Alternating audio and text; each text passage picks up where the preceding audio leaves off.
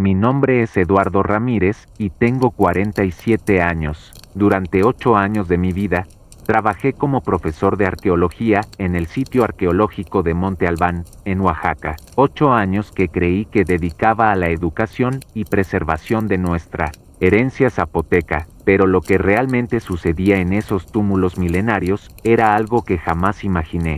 Lo que voy a contarles hoy cambiará para siempre su perspectiva sobre uno de los sitios arqueológicos más importantes de México. Cuando tenía 28 años, recién graduado de la Universidad Nacional Autónoma de México con una maestría en arqueología mesoamericana, recibí una llamada que cambiaría mi vida.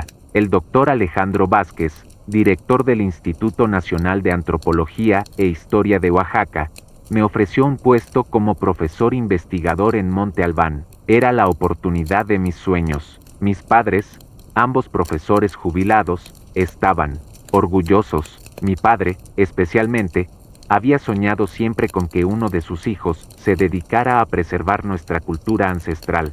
Hijo, me dijo con lágrimas en los ojos, vas a cuidar de los secretos de nuestros antepasados. Si tan solo hubiera sabido cuán proféticas eran sus palabras. Las expectativas eran claras: impartir clases a estudiantes de arqueología, guiar tours educativos y contribuir a las investigaciones en curso. La realidad fue muy diferente. El primer día, mientras manejaba por la carretera que serpentea hacia las montañas de Oaxaca, sentí una mezcla de emoción y nerviosismo. Monte Albán se alzaba majestuoso contra el cielo azul, sus pirámides y plazas testigos silenciosos de 1000 años de historia zapoteca. Al llegar a la entrada principal, me recibió Elena Morales, la coordinadora académica. Era una mujer de unos 50 años, con cabello gris recogido en un moño perfecto y una sonrisa que no llegaba a sus ojos. Eduardo, bienvenido a tu nuevo hogar, me dijo con una formalidad que me resultó extraña.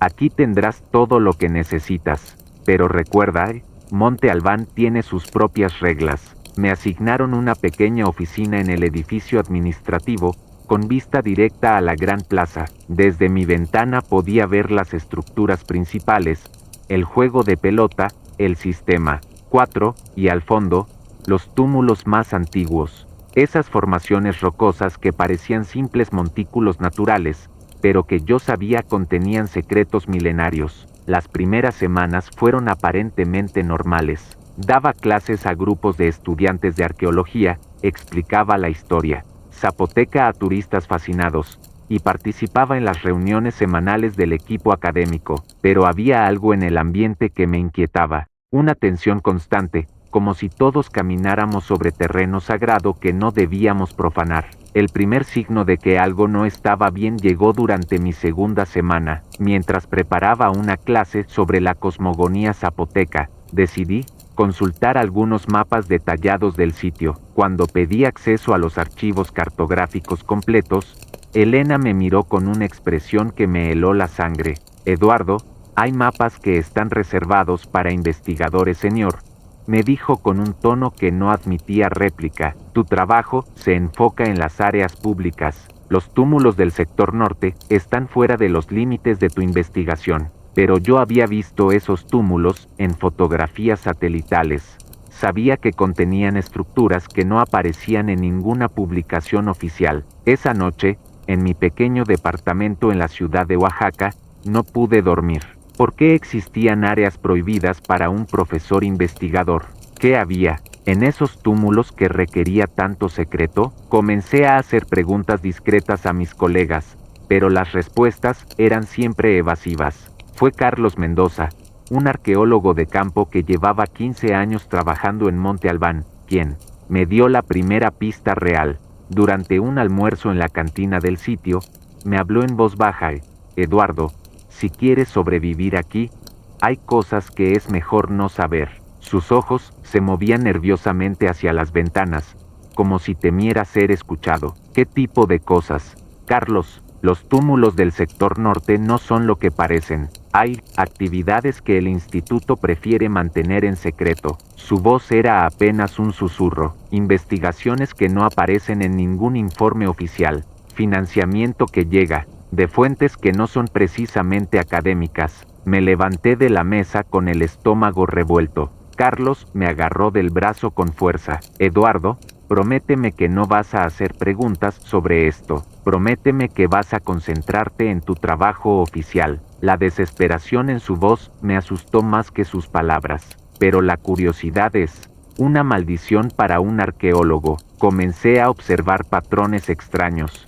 Camiones que llegaban por las noches a los túmulos del sector norte, equipos de excavación que trabajaban durante horarios no oficiales, investigadores que llegaban desde la Ciudad de México y permanecían en el sitio durante días, sin que aparecieran en ningún registro de visitantes. Un día, mientras caminaba por los senderos menos transitados del sitio, me topé con Miguel Hernández, un estudiante de arqueología que había estado en varias de mis clases. Estaba sentado en una piedra, llorando desconsoladamente. Cuando se acercó a mí, pude ver que tenía un ojo morado y rasguños en las manos. Profesor Ramírez, necesito hablar con usted, me dijo con voz temblorosa, pero no aquí, es demasiado peligroso. Esa tarde nos encontramos en un pequeño café, en el centro de Oaxaca. Miguel me contó una historia que me llenó de horror.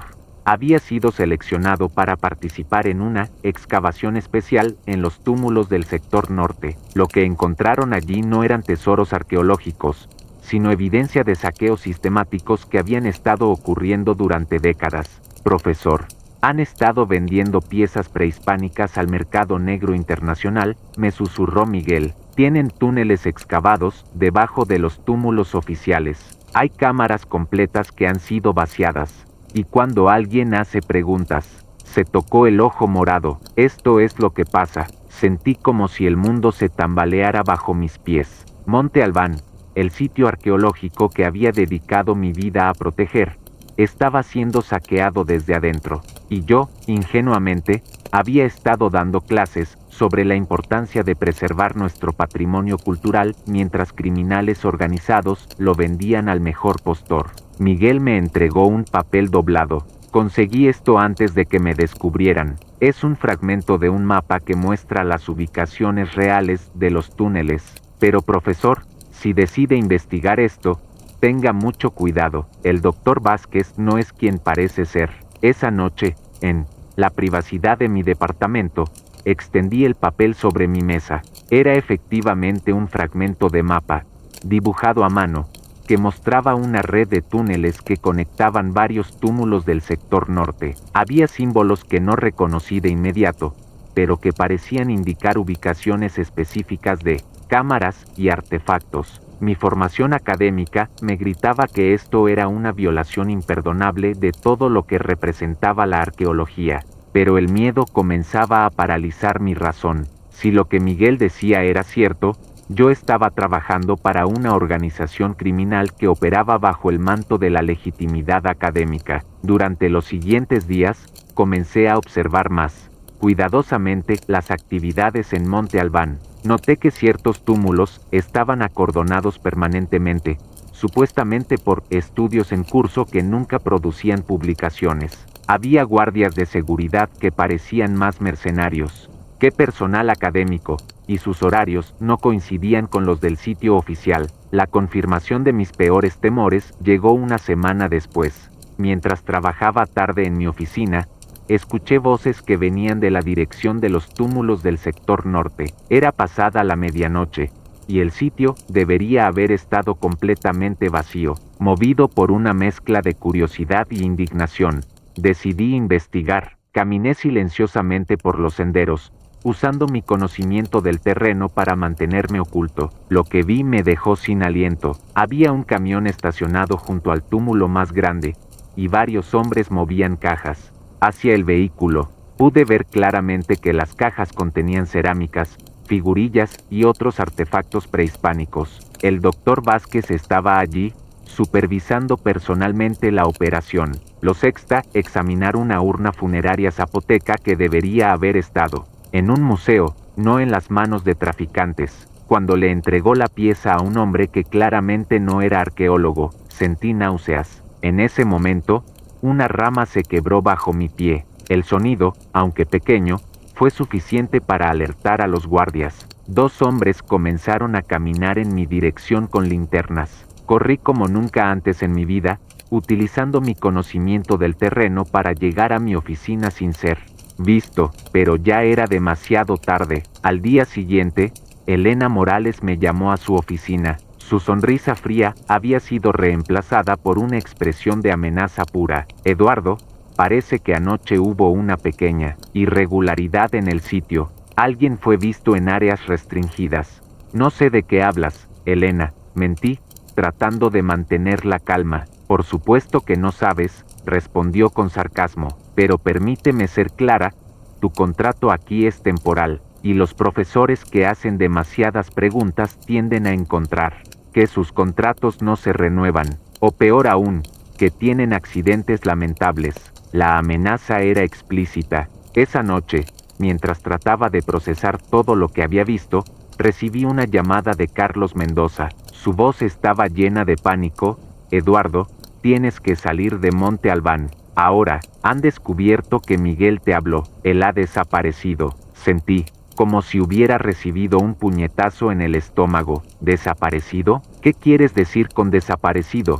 Simplemente se esfumó. Sus compañeros de cuarto dicen que no regresó anoche, y esta mañana encontraron su mochila en el fondo de una barranca. Eduardo, estos tipos no están jugando. La realidad me golpeó como un martillo. Miguel, un estudiante brillante de 22 años, había desaparecido por intentar proteger el patrimonio arqueológico de México, y yo podría ser el siguiente si no actuaba rápidamente, pero primero necesitaba evidencia sólida. No podía simplemente huir y dejar que esta organización criminal siguiera destruyendo nuestro patrimonio cultural. Esa noche, armado con una cámara digital y una linterna, me dirigí nuevamente a los túmulos del sector norte. El acceso principal estaba custodiado, pero recordé que había un sendero alternativo que usaban los investigadores durante la temporada de lluvias. Logré llegar al túmulo más grande sin ser detectado.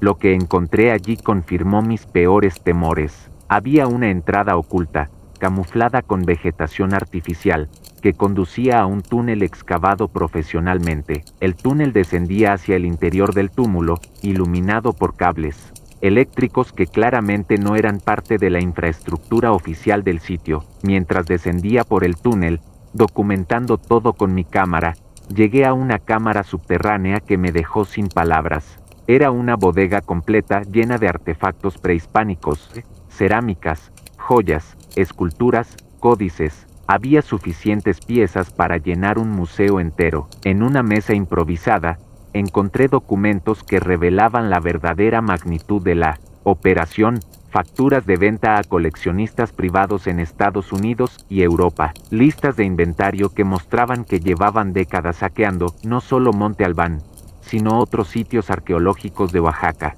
nombres de funcionarios del gobierno que recibían pagos por hacer la vista gorda. Lo más perturbador era un diario personal del Dr. Vázquez. En él describía cómo había comenzado la operación como una forma de financiar investigaciones reales, pero que eventualmente se había convertido en una empresa criminal masiva. Había entradas que mencionaban a elementos problemáticos que habían sido eliminados a lo largo de los años. Mientras fotografiaba los documentos, escuché pasos que se acercaban por el túnel. Mi sangre se congeló. Había alguien más en el túnel, y yo estaba atrapado en la cámara subterránea. Apagué la linterna y busqué desesperadamente un lugar donde esconderme. Me refugié detrás de una pila de cajas llenas de artefactos, tratando de controlar mi respiración.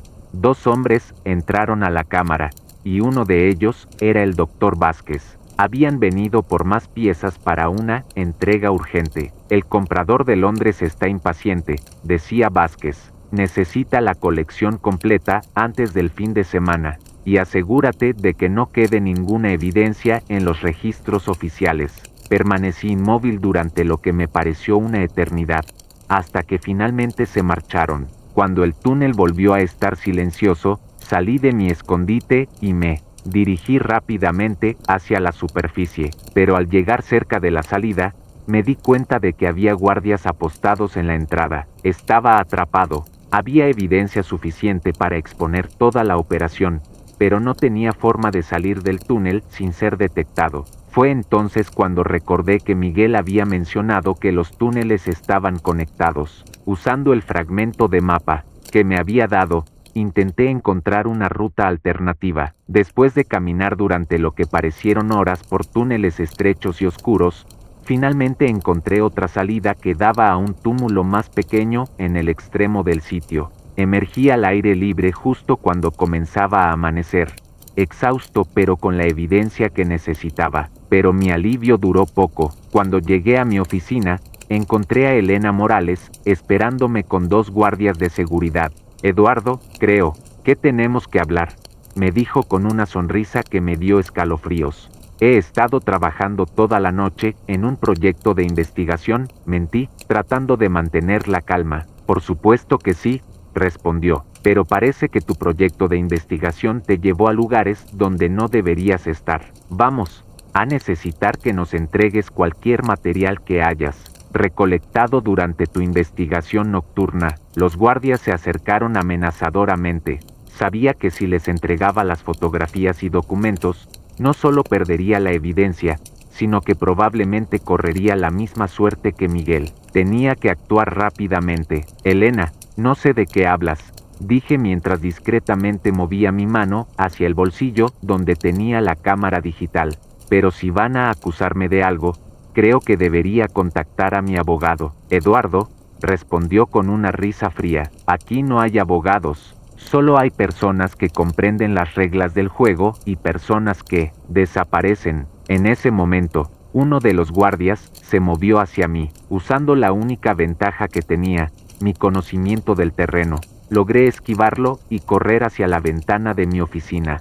Sin pensarlo 2 veces, salté por la ventana al patio interior del edificio administrativo. La caída me lastimó el tobillo, pero la adrenalina me permitió seguir corriendo. Sabía que tenía minutos, tal vez segundos, antes de que organizaran una persecución. Corrí hacia el estacionamiento donde había dejado mi coche, pero ya había guardias rodeándolo. Fue entonces cuando vi a Carlos Mendoza gesticulando desde un vehículo en el camino principal. Había venido por mí. Corrí hacia su coche mientras escuchaba gritos y pasos que se acercaban. Carlos arrancó el motor antes de que yo terminara de cerrar la puerta. ¿Conseguiste evidencia?, me preguntó mientras manejaba a toda velocidad por la carretera serpenteante. Sí, respondí, mostrándole la cámara digital. Tengo fotos de los túneles, los artefactos robados, documentos financieros, todo lo que necesitamos para exponer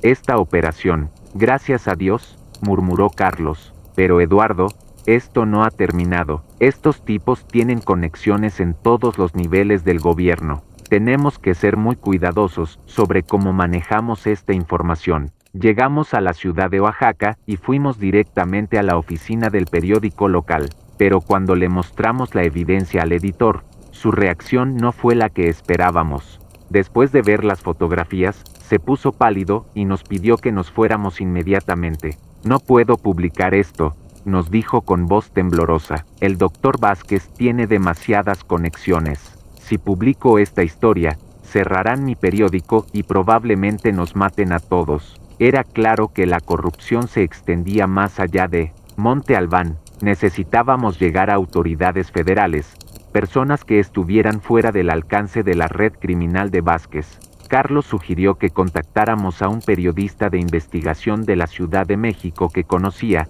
alguien que se especializaba en exponer la corrupción en instituciones culturales. Pero mientras esperábamos respuesta del periodista, recibí una llamada que me heló la sangre. Era Elena Morales. Eduardo, tenemos a tu familia. ¿Qué? Grité al teléfono. ¿De qué estás hablando? Tus padres están perfectamente bien, por ahora, pero si no devuelves inmediatamente todo el material que robaste, y si no firmas una declaración diciendo que todo fue un malentendido, van a tener un accidente muy lamentable. Sentí como si el mundo se derrumbara a mi alrededor. Había subestimado la crueldad de estas personas. No solo estaban dispuestos a destruir nuestro patrimonio cultural, sino que también usarían a mi familia como rehenes para silenciarme. Carlos me puso una mano en el hombro. Eduardo, tenemos que pensar esto cuidadosamente. Si les das la evidencia, no solo tu familia estará en peligro, sino que miles de artefactos seguirán siendo saqueados.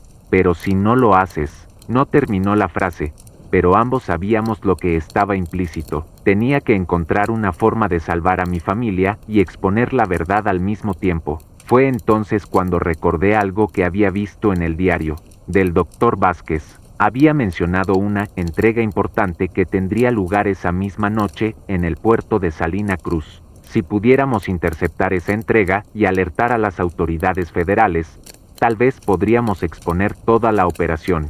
De una vez, le expliqué el plan a Carlos. Era arriesgado, pero era nuestra única oportunidad.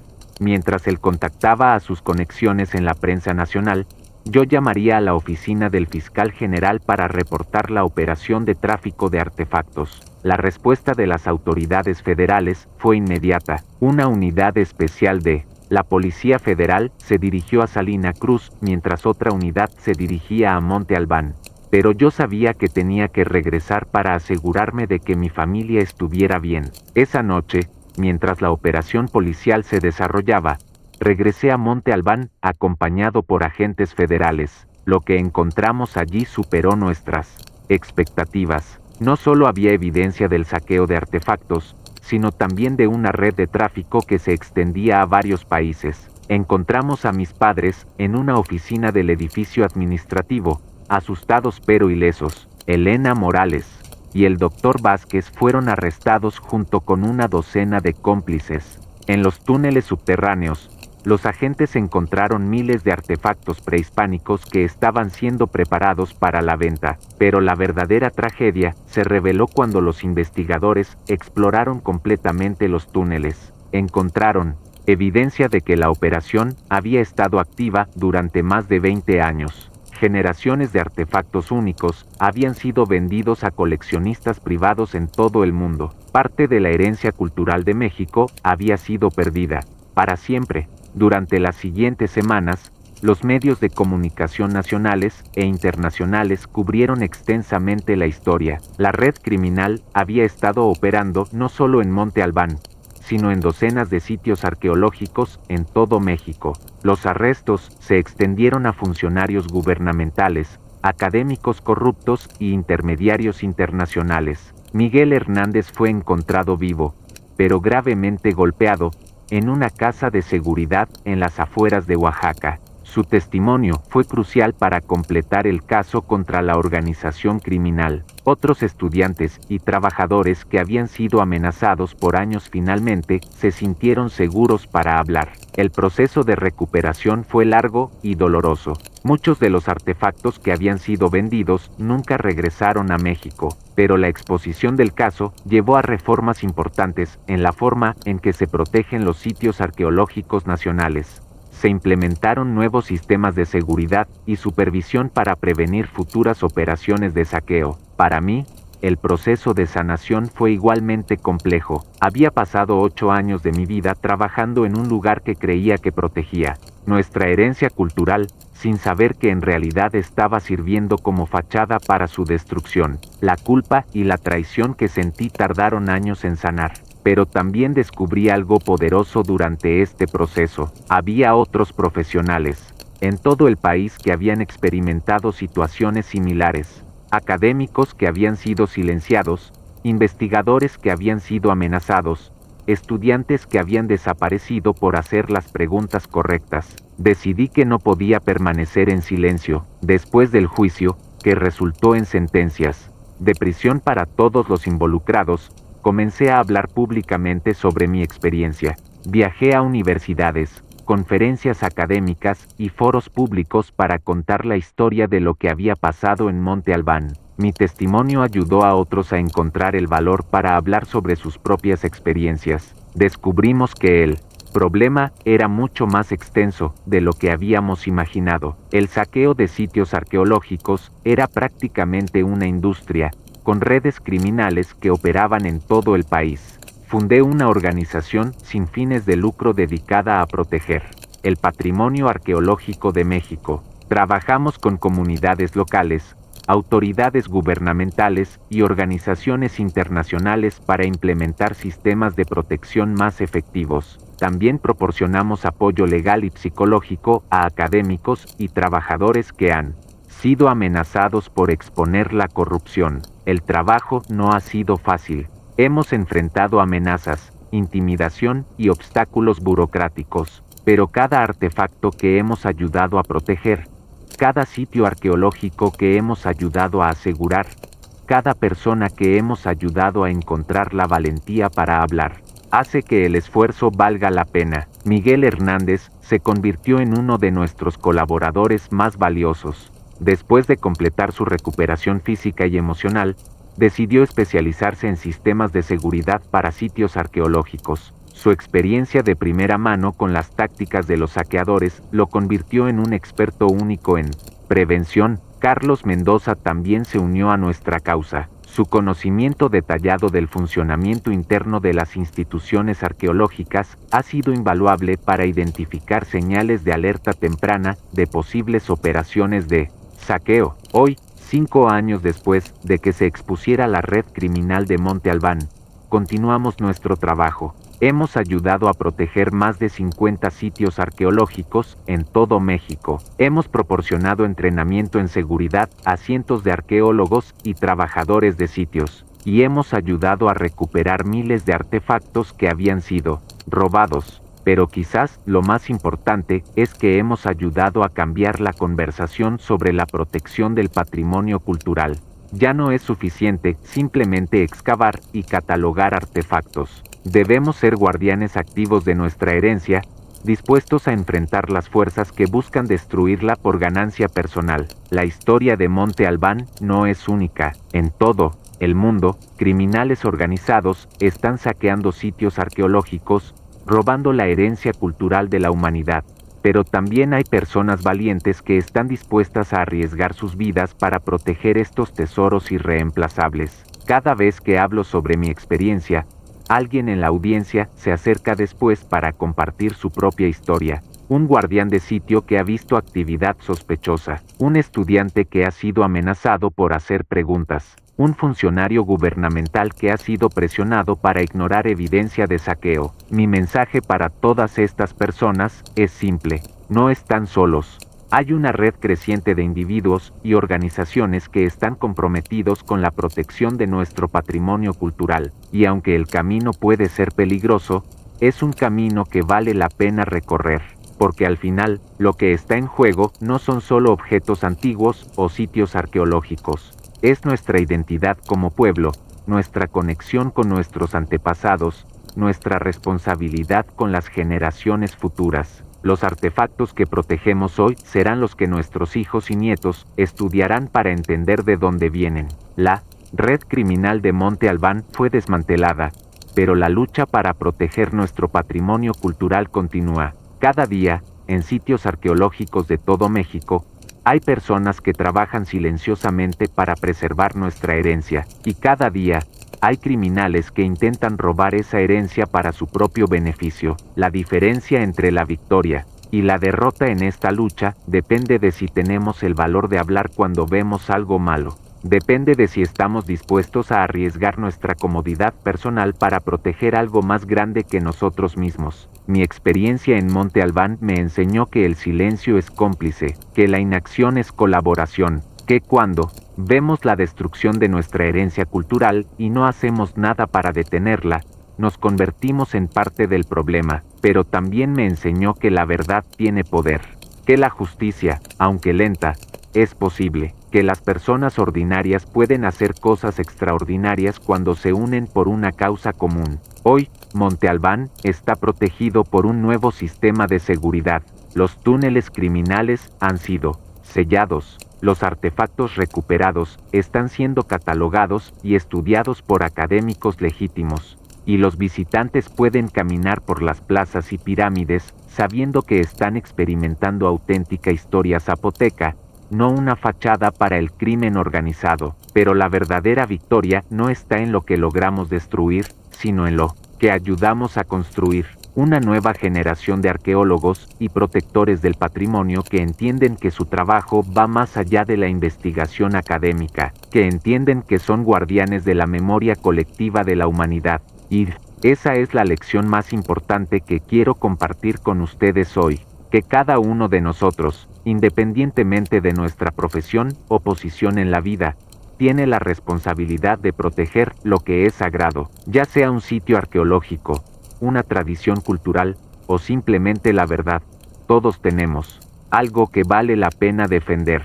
El mapa secreto de los túmulos de Monte Albán ya no es un secreto, está en manos de las autoridades apropiadas, siendo usado para proteger, no para saquear. Y esa transformación de secreto a herramienta de protección representa la esperanza de que podemos cambiar las cosas cuando tenemos el valor de actuar. Mi nombre es Eduardo Ramírez, y esta es mi historia, pero más importante, es nuestra historia. La historia de lo que podemos lograr cuando nos negamos a permanecer en silencio ante la injusticia.